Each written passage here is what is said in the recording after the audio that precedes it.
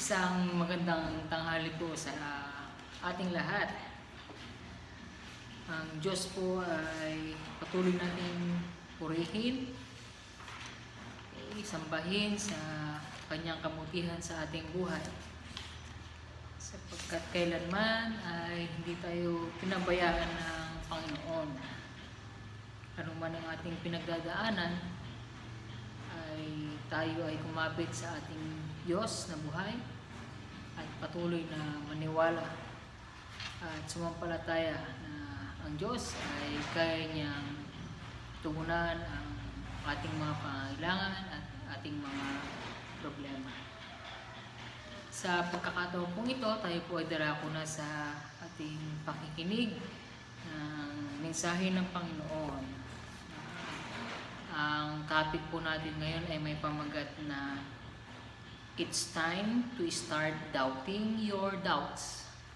Okay, ulitin ko lang po, it's time to start doubting your doubts.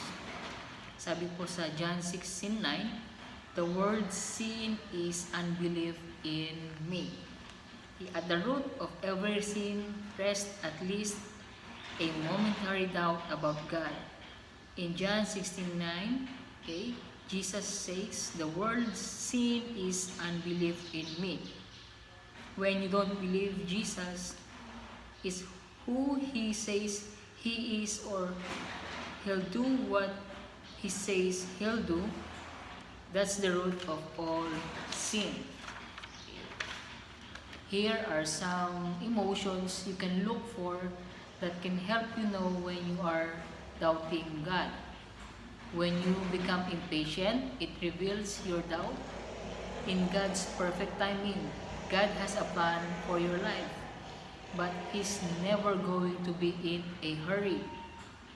That's easy to forget when you want things to happen on your own timetable.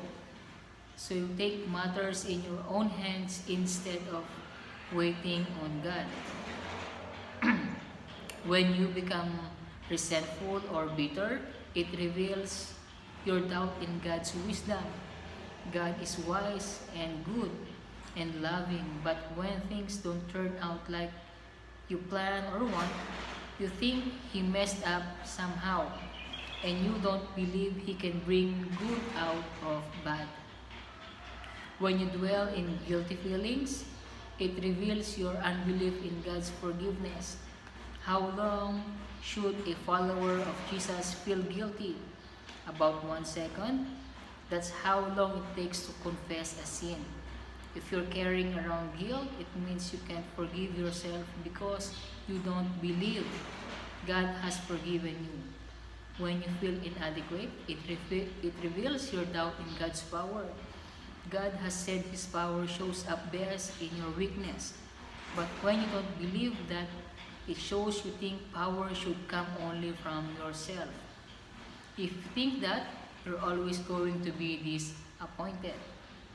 Do you want to turn around those feelings of fear, impatience, resentment, guilt, and inadequacy? Then you need to start doubting your doubts. If you believe in God's word, you can trust what it says about God and the way He feels about you and takes care of you. You can trust that God keeps His promises, has perfect timing, is wise, forgives you, and works powerfully through you. Yan, napakagandang mga points po ang binigay po sa atin. At tama nga naman, okay? Start doubting your doubts. Okay? Ito po yung mga tatlong katanungan na aking pong iwanan. What can you do to remind yourself of God's truth when you start to doubt? In recent months, okay, have your doubts about God increased or decreased? Why do you think that's so? And last, what sin is your greatest struggle? What does it reveal about your unbelief? Napakaganda po ng mga nabasa po natin. At naway sa pagkakataong ito ay tayo po ay patuloy na lumapit sa Panginoon at magtiwala sa Panginoon. Pagkat alam po niya ang nangyayari sa atin. May plano po siya sa atin. Magandang tanghali po. Pagpalain tayo lahat.